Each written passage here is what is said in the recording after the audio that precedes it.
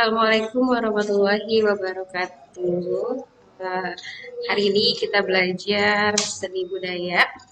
Yang pertama kita akan membahas tentang seni rupa, yaitu tentang seni lukis. Apa sih itu seni lukis? Seni lukis itu merupakan cabang dari seni rupa yang cara pengungkapannya diwujudkan melalui karya dua dimensional di mana unsur-unsur pokok dalam karya dua dimensional ini adalah garis dan warna. Menurut Sudarso, melukis adalah kegiatan mengolah medium dua dimensi atau permukaan datar dari objek tiga dimensi untuk mendapatkan kesan tertentu dengan melibatkan ekspresi, emosi, dan gagasan pencipta secara penuh. Selanjutnya di sini ada aliran gaya lukisan. Yang pertama ada representatif. Representatif ini adalah perwujudan gaya seni rupa yang menggunakan keadaan nyata pada kehidupan masyarakat dan gaya alam. Nah, di representatif ini terbagi menjadi tiga, ada aliran naturalisme, realisme, dan romantisme. Oke, di sini ada contohnya. Ada gambar yang pertama, 1.1 ini adalah lukisan gaya naturalisme, koleksi dari karya Indra Rukmana. Di aliran naturalisme ini ada pelukis yang beraliran naturalisme, yaitu Basuki Abdullah, terus Abdullah Sugroto, Mas Priyadi, dan Wakidi, dan lainnya. Selanjutnya ada di gambar 1.2, di sini ada lukisan, contoh lukisan realisme, lukisan dari karya Heri. Untuk lukisan realisme ini, pelukisnya ada Wardoyo, ada Tarmizi, Sudijono, dan Dulo. Dan terakhir ada lukisan 1.3 dengan lukisan penangkapan di Ponorogo, karya Raden Saleh. Ini termasuk ke dalam aliran lukisan romantik. Ya. Selanjutnya aliran gaya lukisan yang kedua ada deformatif. Deformatif ini alirannya yaitu perubahan bentuk dari aslinya sehingga menghasilkan bentuk baru, namun tidak meninggalkan bentuk dasar aslinya. Aliran tersebut terbagi menjadi 4, ada ekspresionisme, impresionisme, surrealisme, dan kubisme. Ya. Di sini ada contoh-contohnya, contoh gambarnya. Ekspresionisme ini aliran seni rupa yang penggambarannya sesuai dengan keadaan jiwa sang perupa yang spontan pada saat melihat objek. Nah, contohnya di gambar 1.4, ini ada lukisan bergaya ekspresionisme. Selanjutnya di 1.5 ada lukisan bergaya surrealisme, yaitu aliran seni lukis yang menggunakan bentuk dan warna seperti di dalam mimpi.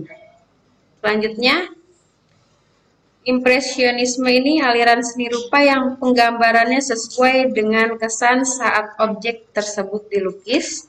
Dan yang terakhir untuk contoh gambar 1.6 ini lukisan bergaya kubisme. Ya. Selanjutnya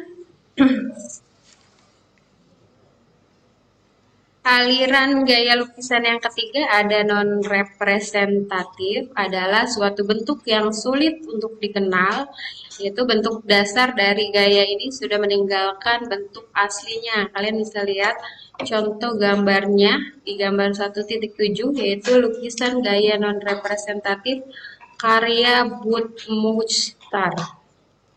Oke. Selanjutnya ada tema di dalam seni rupa ini. Seni lukis pasti kalian ada temanya kalau mau melukis. Nah, di sini ada 6 tema. Yang pertama, temanya hubungan antara manusia dengan dirinya, yaitu salah satu media yang dapat digunakan untuk menuangkan gagasan atau ide dari seseorang. Selanjutnya, hubungan antara manusia dengan manusia yang lainnya. Ya, jadi seseorang kadangkala dalam mengekspresikan keindahan dan cita rasanya menggunakan objek orang yang ada di sekitarnya. Selanjutnya hubungan antara manusia dengan alam. Biasanya kalian kalau menggambar eh, apa dengan ada gunung, sawah dan lainnya. Nah, itu adalah hubungan antara manusia dengan alam sekitarnya. Selanjutnya hubungan antara manusia dengan benda dan hubungan antara manusia dengan aktivitasnya. Misalnya kalian menggambar saat belajar di sekolah atau saat keadaan pasar seperti apa. Nah, selanjutnya yang terakhir, tema yang terakhir yaitu hubungan antara manusia dengan alam khayalnya. Misalnya kamu mau berkhayal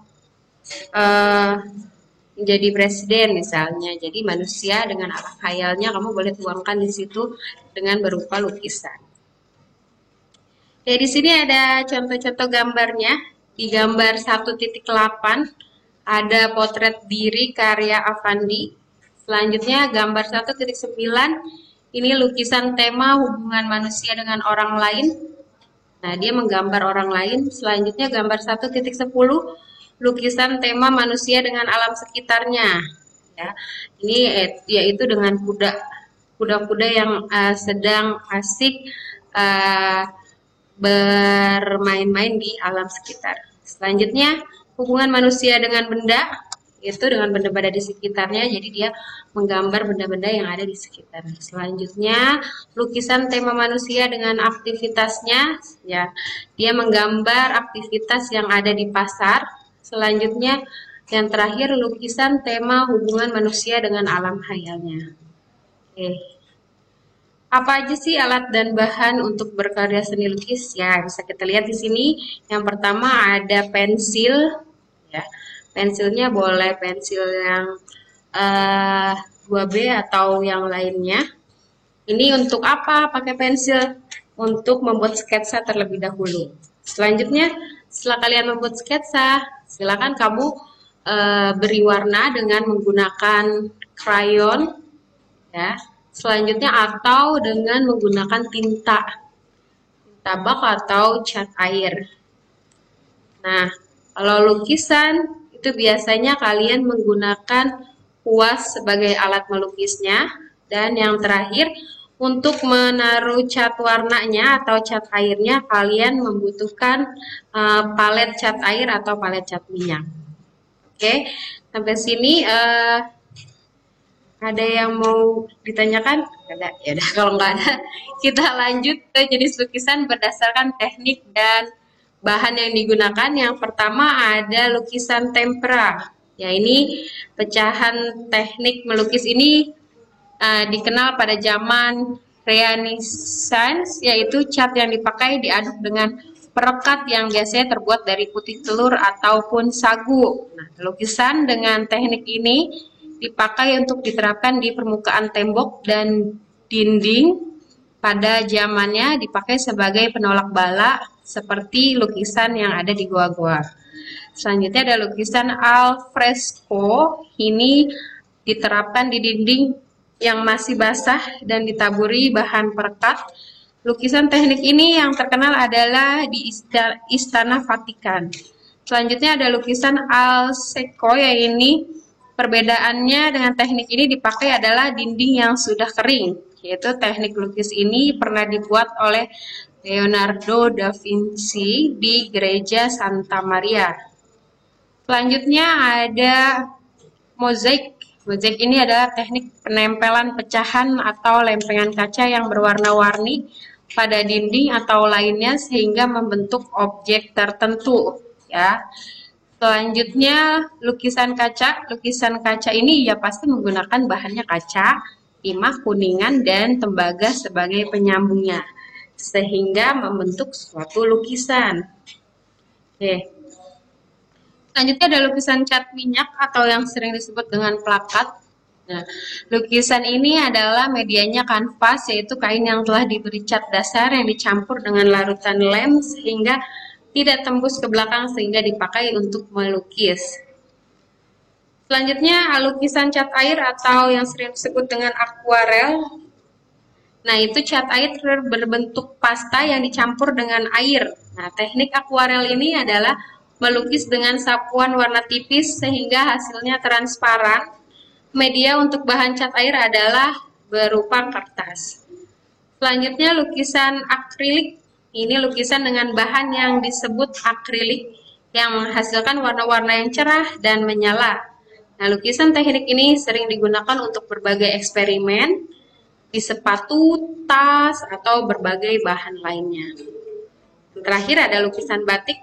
Ini tekniknya hampir sama dengan tata cara membatik, yaitu dengan menutupi permukaan kain dengan lilin. Oke. Teknik melukis ada 5. Tekniknya ada berupa teknik akuarel, yaitu dengan warna transparan, teknik pelakat dengan warna yang tebal, teknik goresan atau ekspresif dengan menggunakan jari, kuas atau palet. Yang keempat, teknik tebal dan bertekstur. Dan yang terakhir adalah teknik mozaik, yaitu teknik yang timbul. Oke, slide-nya sudah selesai. Semoga kalian bisa memahami tentang teknik tentang seni lukis ini. Setelah ini kalian silakan mengerjakan soal yang nanti saya berikan kode dan linknya di aplikasi Quizzes. Oke, terima kasih. Assalamualaikum warahmatullahi wabarakatuh.